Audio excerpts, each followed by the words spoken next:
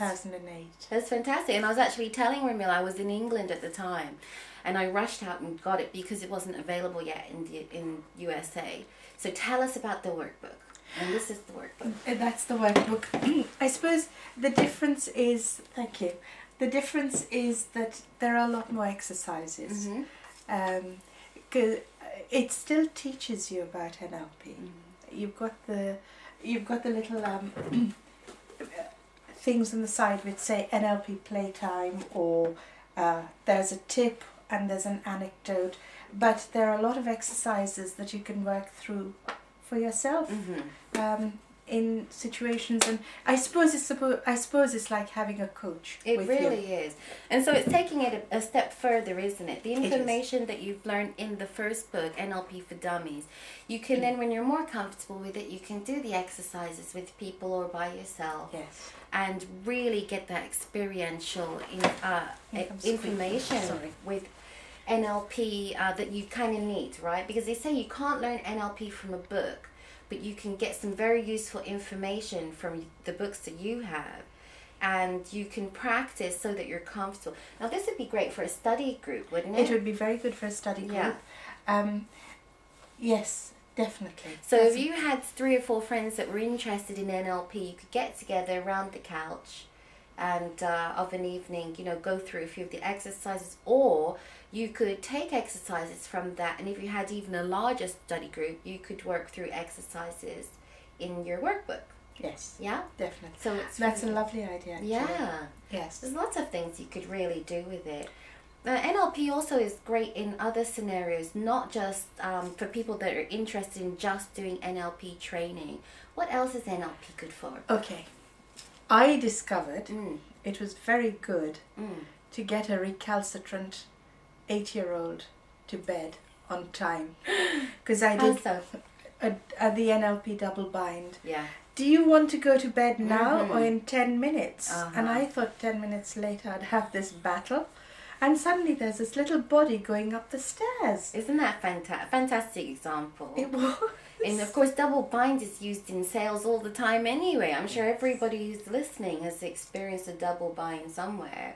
So do you want to meet me next week, Thursday, or would you prefer to meet me on the Friday? Fantastic example. And I really like that, because you're bringing techniques that are all around us, that have been used in every area of our lives, and we haven't understood why did we just buy that, or why did we suddenly go to bed when we didn't think we were going to, because the choices actually were manipulated for us in the double bind. But it gives us the feeling of having a choice. Fantastic.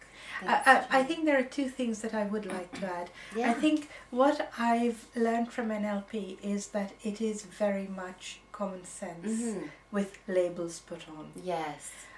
So I'm glad you said that, yeah. When you talk about submodalities, it's only by changing the way you feel inside. Yes. But people do that all the time. When they want to break out of feeling bad to where they feel good, they change their focus. And one of the ways they do it is by changing their internal feelings, feelings, pictures, sounds, etc.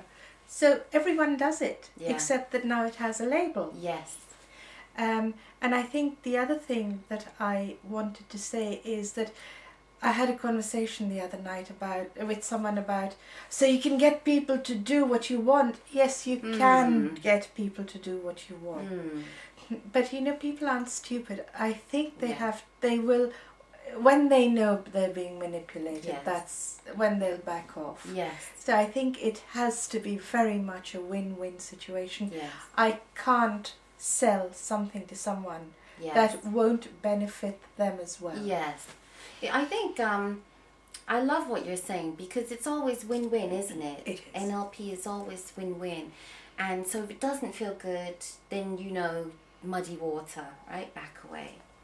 I love that. That's absolutely fantastic. And of course, NLP is used a lot in communication as well, and is personal development, isn't it? It is. Personal It growth. is very much.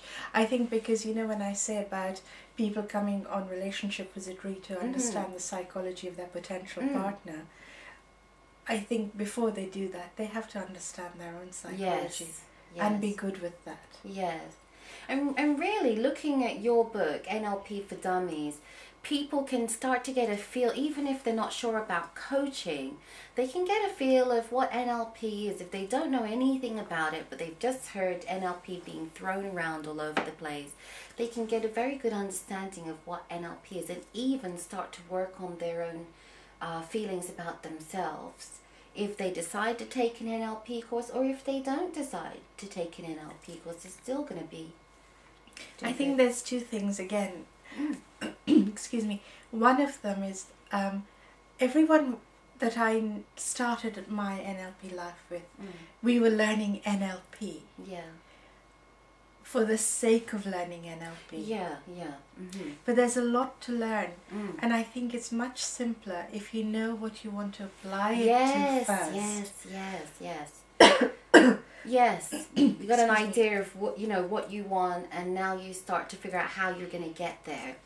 Yes. So I run a one-day applied NLP for business success. Ah, that's fantastic. Can you tell us about that? Thank you. And that's really about business people who can't get that promotion, can't communicate with the manager, totally stressed.